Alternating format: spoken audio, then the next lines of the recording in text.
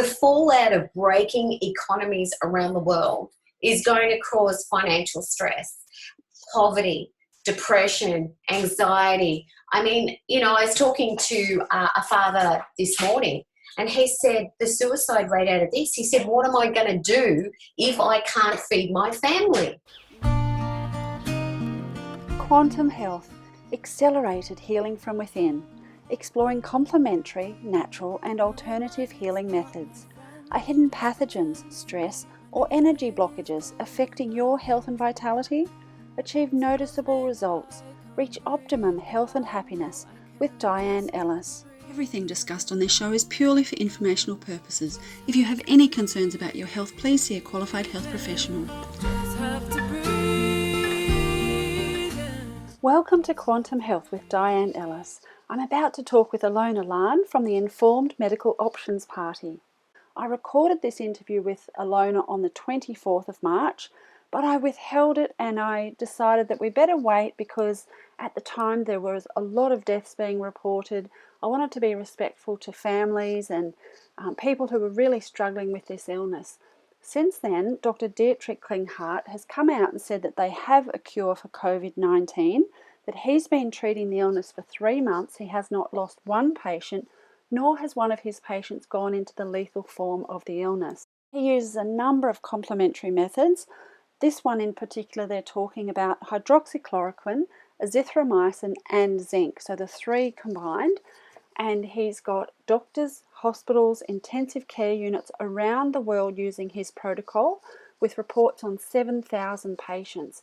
And things are looking really promising.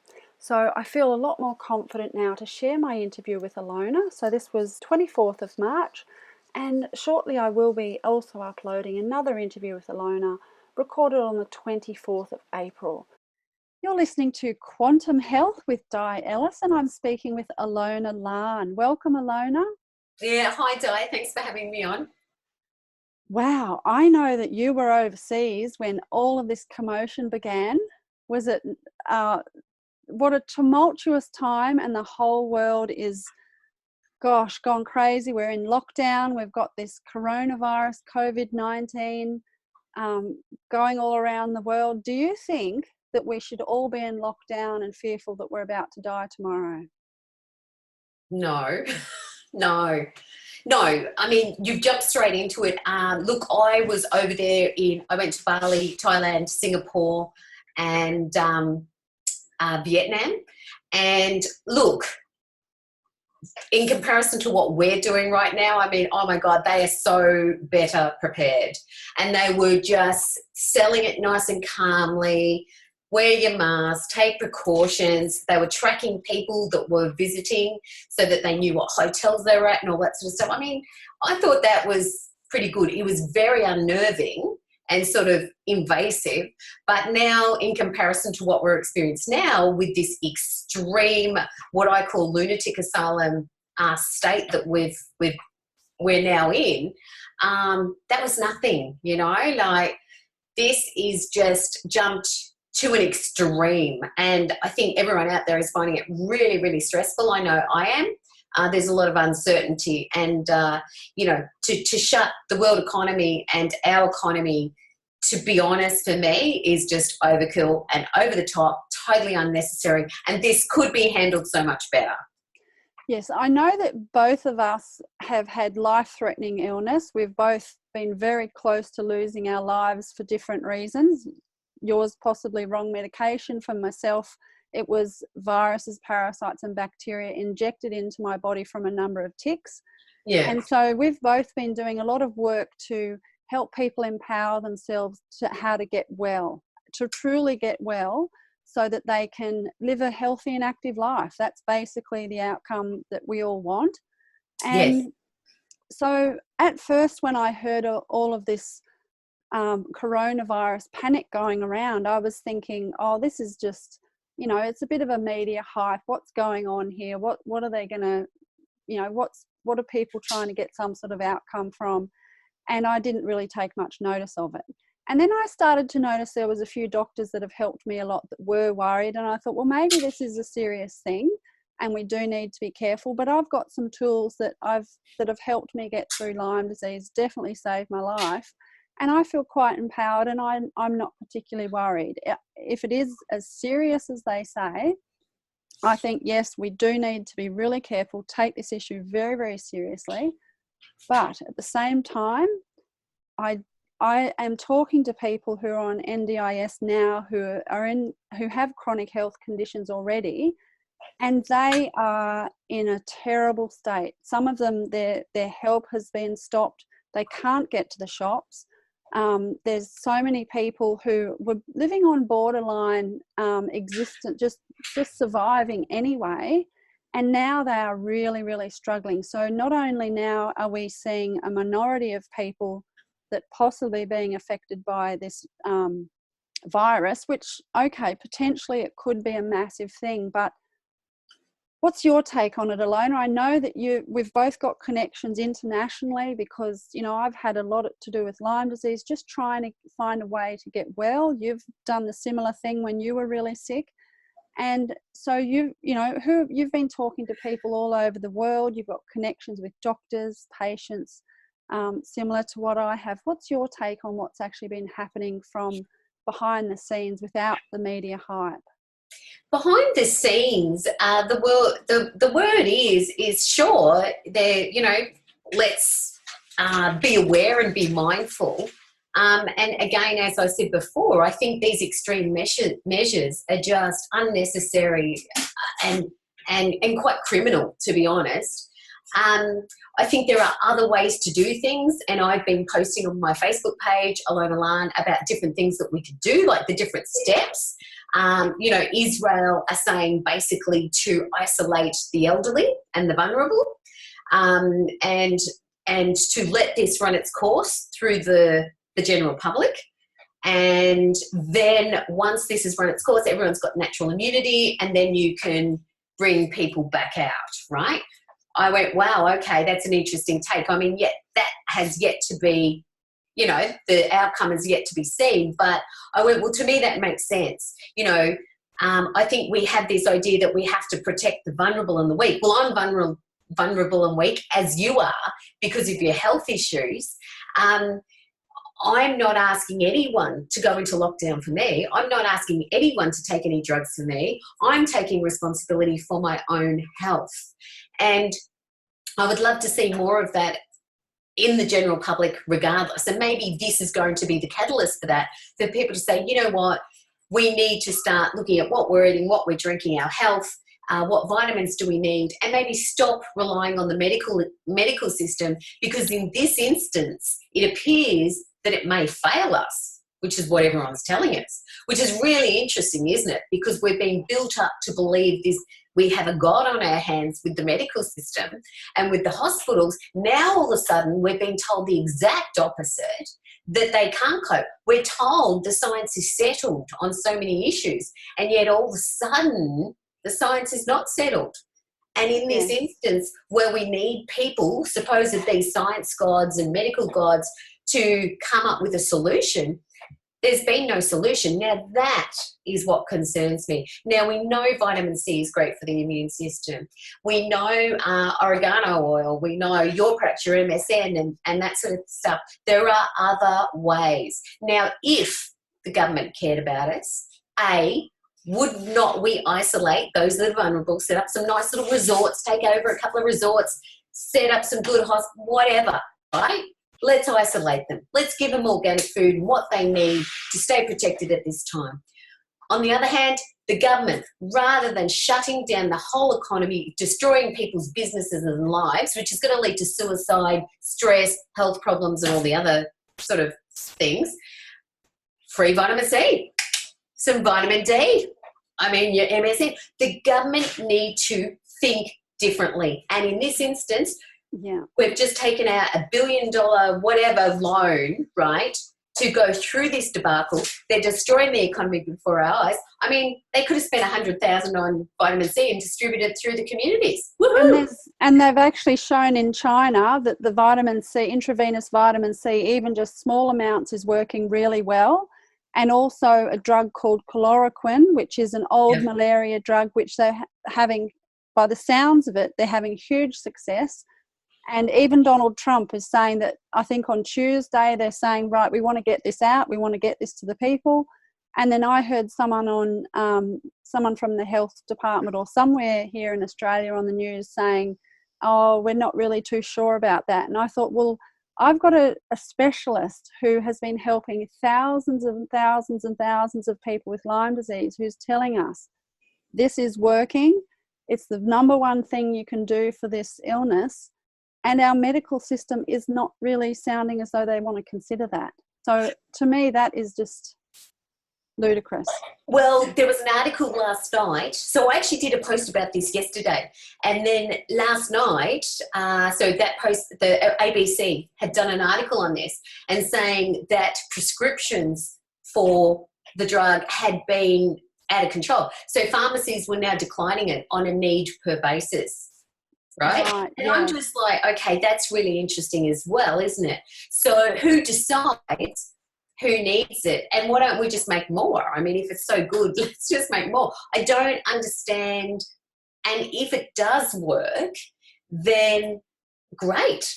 Let's get that out there. You know, I don't understand this resistance of not sharing information that can help us. Absolutely. All they're doing is lock down, wash your hands. Schools are still open. I mean, what is with that? What I don't understand is all of those children are going home to their parents. And that's a huge part of our population. It doesn't make sense. Anyone with a logical brain can establish that what is happening right now is not logical. We are actually run by psychopaths that are not thinking logically. And for some reason, they're caught up, as I perceive it, into a power trip. I don't know what's happening. But around the world, obviously, there are powers that be that are dictating to other. And I read Vietnam. I'm very interested in Vietnam because I was there. I watched what they did to contain it. They're back on safe status apparently now, Vietnam. So they're out of the crisis period for a little while there. I think it was borderline that they were going to be one of the countries, you know, with the having to have the lockdowns. They haven't had to do that because they've maintained it really well with just basic common sense. But the Vietnamese did listen to the World Health Organization in different steps. And so there are steps that they're taking, but they haven't taken that extreme lockdown. No. Yeah. And so what about Italy? I mean, we're all seeing constantly all day long on the television or in news feeds and about Italy with hundreds of people dying every day. What's your take on that? Italy is really different. I mean, and people are comparing Italy to Australia. There is just no comparison.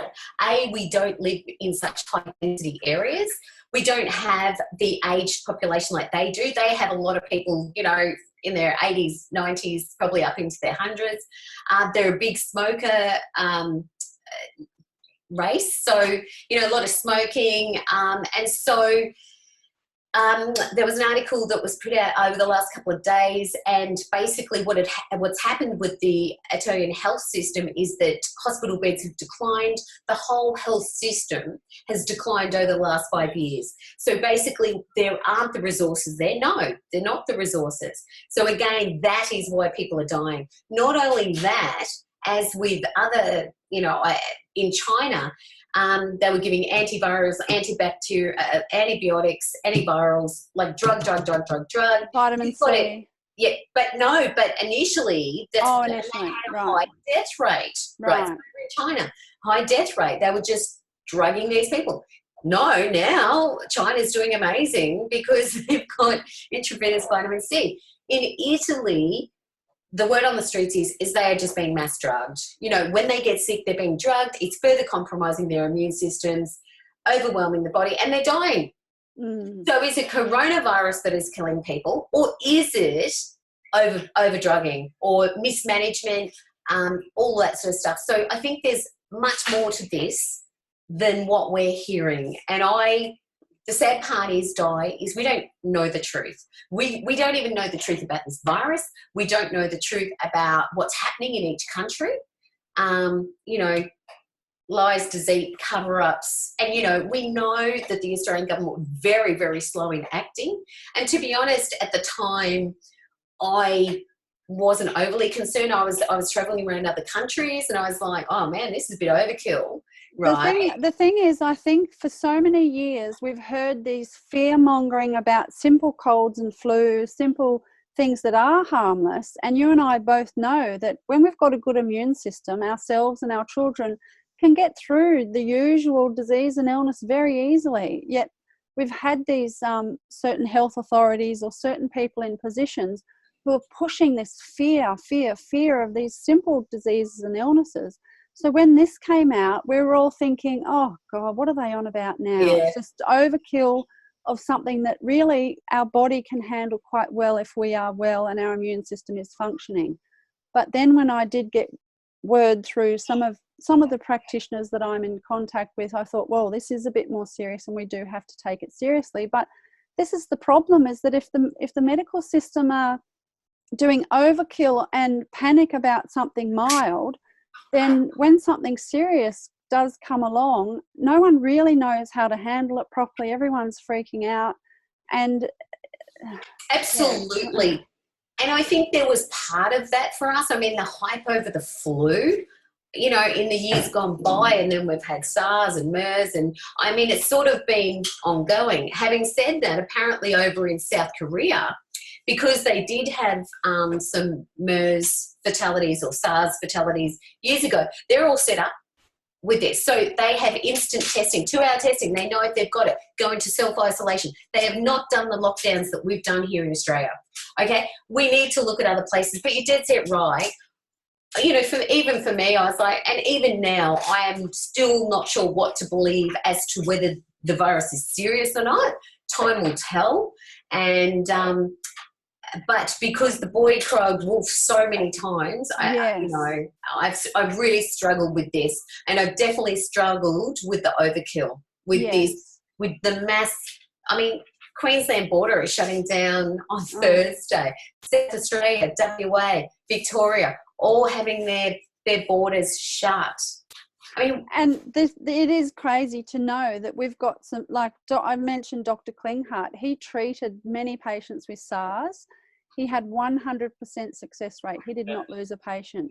He's in touch with doctors that were on the front line with COVID-19 in China using intravenous vitamin C. They're having great success, and chloroquine. So we have the tools to overcome this with minimal loss. And so the effect of this shutdown that it's having on everybody's lives, not only the sick and the vulnerable, but like you say, people who are generally strong and healthy that could help the vulnerable, they're losing their incomes, their stress. So in the end, we're not going to have people to be able to help the ones who really need the help.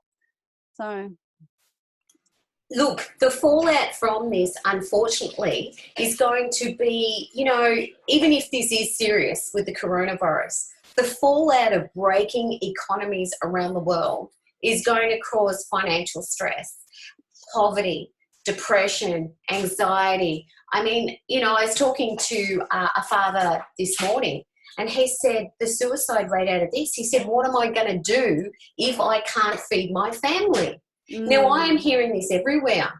Yeah, we are in for just a nightmare. It's going to be heartbreaking. So we think the coronavirus is heartbreaking. Wait till we get down the track a little bit, and I tell you what, that's when we're going to see the truth. That's when you're going to see the heartbreak. I mean, small businesses are going to be shut down forever. You can never, ever, ever recover from this. You know, shutting down for 1 week, 2 weeks, but the Australian government is talking 6 months of this.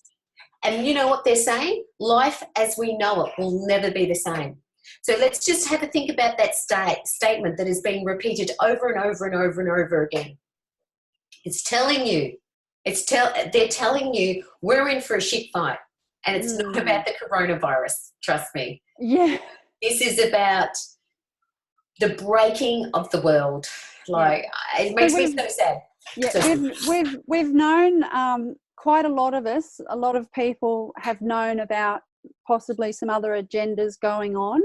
I used to say a few things to a few people and you'd get sort of a bit of a giggle and a laugh. And now all of a sudden I'm getting 10 times as many more people coming back to me going, hey, do you know about, and I'm like, oh, okay. Yeah. And so it's waking people up to realize that there's something here that's going on that's not really supporting us as a humanity in the way we are. But let's have a look at some other alternatives, Allona. Like, we've looked at the bad of what's going on and where that could project to in the future. But let's look at our reality. You and I used to homeschool my girls. They're beautiful young adults now. You're homeschooling your daughter. You're with some beautiful like-minded people who are empowering themselves for their health, their own well-being, living as much as possible a self-sufficient lifestyle. You're doing tell me a little bit more about the sort of ways that you've empowered yourself that a lot of people can learn from, that they can start to do for themselves. So let's just try and put a trajectory on this, that it's actually going to send us to a very sustainable and very happy future. Yeah. And so you and I both know how to do that. Let's share with other people how they can do that. Yeah, look, Di, one of the bonuses out of this, and there is a silver lining on everything. And so maybe this is a shift to a better utopia, more community, although they're talking about social distancing. And we're gonna change all that. Yeah, exactly. But Bunnings have sold out of seedlings, and people are planting gardens, and homeschooling. People, even though schools haven't shut, have pulled their kids out of school, and now they actually have to teach them. I'm all for that, because I think, my observation of the education system, that it is designed to indoctrinate and basically break the spirit of our children. So that is why I homeschool. I do not agree with most of what's being taught in the schools. I think we need survival skills. You need happiness, meditation, yoga, nature. And you're quite financially minded. You're not thinking just go off in the bush and live in a teepee, are you? No. Oh God, no. And the thing about it is, I've set up a little business from home with Airbnb, which is now being destroyed as we speak. But that's been really good. And so I've been able to stay at home with my daughter and do the homeschooling. But in amongst that, we've set up learning co-ops. And what that is I had one at a church. We've actually been travelling for 6 weeks, so I haven't done anything this year. And now, of course, we're in the midst of that. So, I'll just put everything on hold. But last year, I had hired a hall. We had families come. We had different people doing different skills, right? Teaching the children different skills. And look, it was just beautiful. And I would do swaps with other families. So I would look after their kids on the Thursday. Yeah, so 3 different families. And then they had their own learning co-ops, and we do the same. And so I actually had like 2.5 days off a week, sometimes 3, depending on what was happening. So it was awesome. And even through the school holidays, we continued this, because I was like, well, why are we going to change it? It just worked beautifully. And so we have the opportunity to create that. Yeah. And so the thing that I found from homeschooling and often the way our society's become, everything's faster. Throw the phone or the iPad at the kids to keep them quiet so we can get this done, get that done. Everything's just fast, and everyone's lost that connection. And now all of a sudden we're actually really losing the connection in reality. But now, if the kids are all going back home, instead of thinking of it as, oh my God, how am I going to get through this? It's going to be chaos. The kids are going to be unhappy and screaming. If we take the time to just sit down and connect with our kids, they're going to absolutely love it. Yes. You're going to have, like, their spirit is going to feel nurtured and loved. And there's so many, we can just change from this. I mean, I know it's a really difficult time and people can't probably get into that mindset yet, but hopefully this will open them up to the possibility of doing so, to be able to really connect with their children, with each other. So even though we've got this social distancing, we've all got to separate, in some ways we could almost take that to be able to connect with our loved ones who we are with and really make it a beautiful thing. Yes, and let's hope that Australia can maintain that that we are actually able to hug our children and that sort of stuff. So let's hope this doesn't go any steps further. But in the meantime, we have awesome opportunity, yes, to grow your gardens, look at your lifestyle and go, is this serving a purpose? You know, and go, well, what is actually really important now? We're experiencing that health is really important. Sustainability. To have health, we need a good environment. You know, we need a community to support us in the event of you are being sick, or, you know, and friends and family that can help support and look after you. We need a way to make money, you know, and I think what's also happened with our monetary system is it's been scattered around the world. The money isn't kept in small communities. If you've got an abundant small community, they will share that abundance with other communities. This is how it works. Instead, small communities are being raped by taxes, by rates, by insurances, by the whole, we can change all that, right? Work on different little communities, and then you share that wealth and you bring other people in, and we change this whole mentality about the way we're living. I think handing over our money to a government that is not serving us, and we're experiencing that right now. I mean, this is just ludicrous where our money's going. Let's take back control of our money. All of our systems. All of our systems, the aged care, the disability care, the schools, the hospitals, everything. You're seeing everyone you talk to, we've got, you know, community violence, all the programs that cut funding, get the quickest way. I mean, it's been going down for so long. Exactly right. And see, my thing is, I don't get it. So why isn't meditation for free? Why aren't yoga? Why aren't councils around Australia free yoga, free meditation, free vitamin C, free how to grow vegetables, like, and maybe the veggies because you've got your community gardens, but they can do so much more. Why are we locking up our elderly in nursing homes that have no windows? Right, with artificial air cons, you know. I mean, no sunlight. I mean, my mum's in a nursing home now. I mean, she doesn't even get out. I mean, it's just disgusting. Then they have, you know, mush food that is just, you know, you can't sustain health. So she's malnourished. She's got no vitamin D, and she's got no fresh air. Yeah.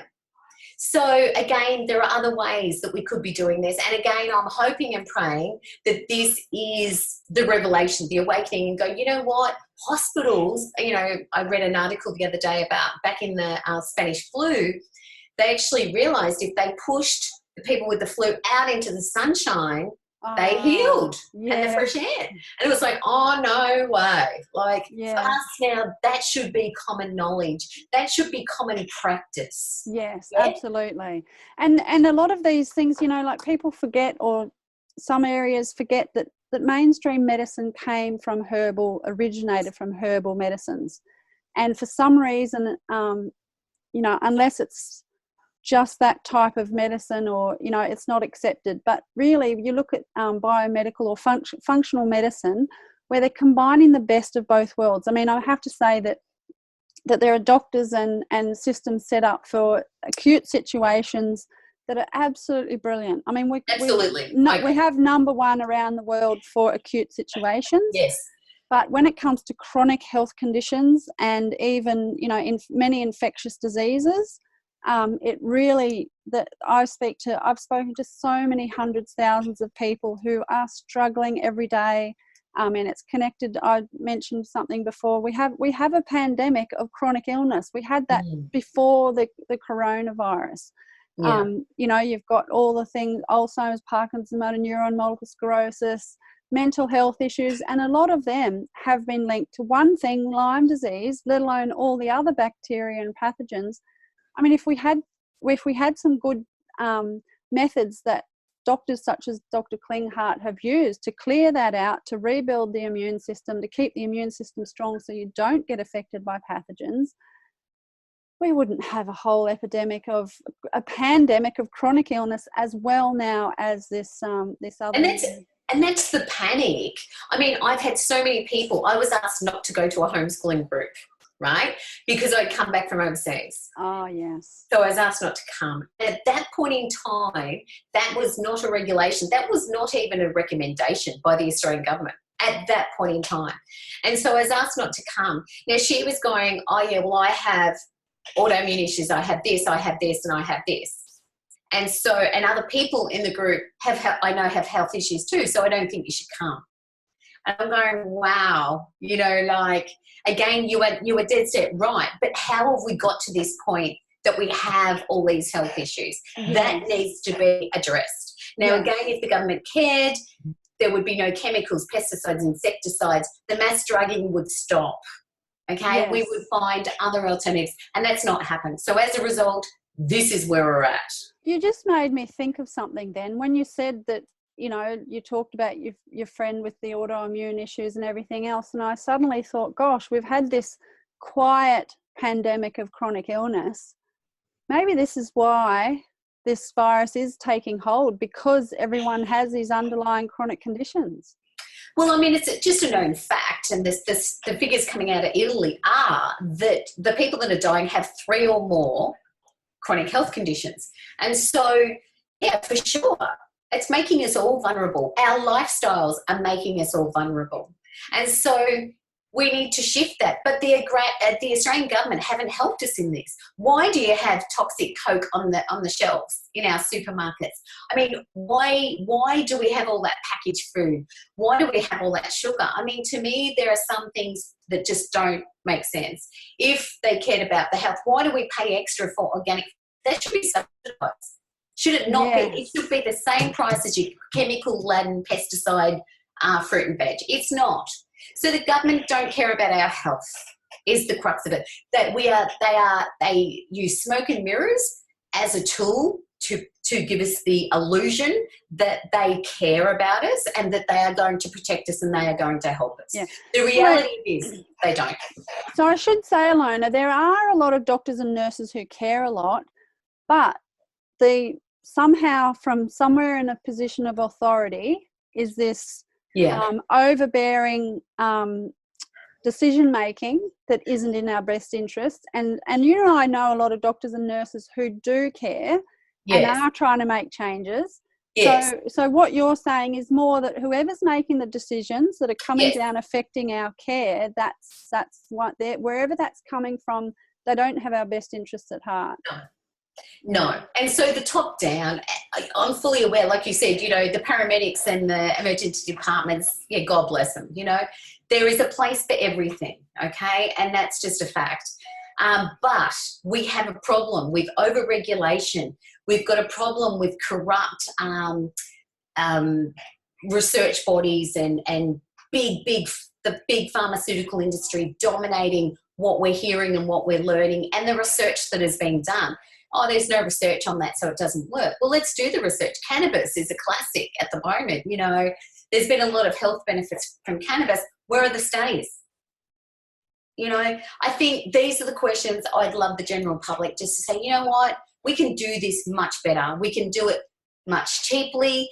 We can help people. We can love people. We can embrace it. And everyone should be just dying in their sleep of natural causes. This rubbish that we've got happening at the moment, and with the fear, but with our lifestyles and everything, simply has to change. So there's this one little politician that I know of who's making a hell of a big change. Can you tell me a bit about her? Yeah. Guys, because we didn't introduce me properly at the beginning. So my name is Allona Lahn, and I'm a natural health advocate, freedom of choice ambassador. But I also ran for the involuntary medication objectives vaccination fluoride party. That's predominantly our issue. Although we're concerned about every drug. We just want truth and transparency is all we're asking. So I stood Senate in Queensland at the last federal election. Absolutely loved it. And I think what I observed, and this concerns me, Di, is because a lot of people don't talk about health.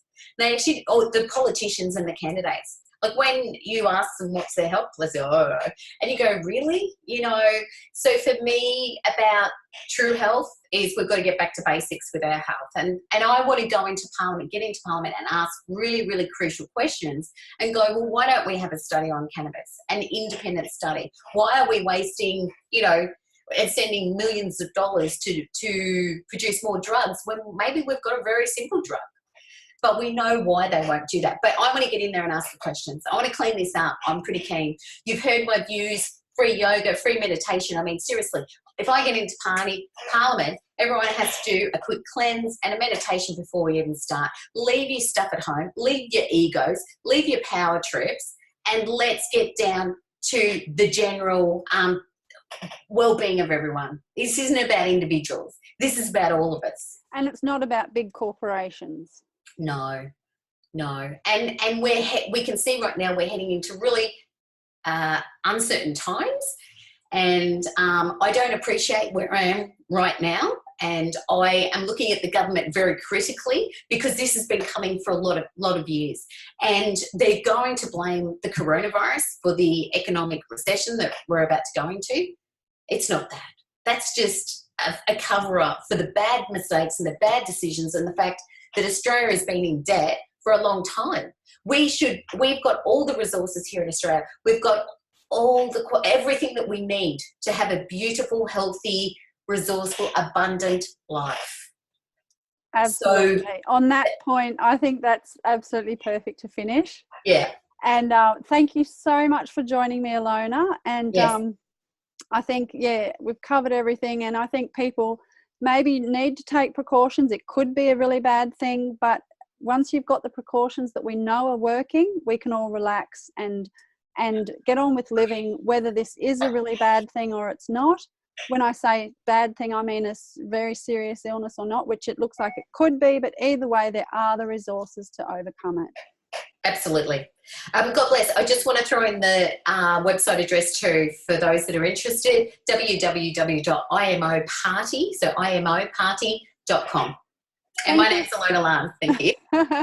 Thank you so much for joining me. And sorry, I didn't introduce you very well. I'm just straight into it. Oh, you just jumped straight into a comment. Oh, no, we can do that at the end. It's all good. Yes, fantastic. Thanks very much. Thank you. And thanks so much for all the campaigning you do. I know you've been from daylight to dark, just researching, or daylight to way past dark, researching, talking to people all over the world, trying to find out what's going on, what can we do about it, and for the benefit of yourself, your family, and all of our communities. So thank you for your great work. Blessings. Thank you. Bye for now. Bye. Thank you for joining me for Quantum Health with Diane Ellis, reaching optimum health and happiness.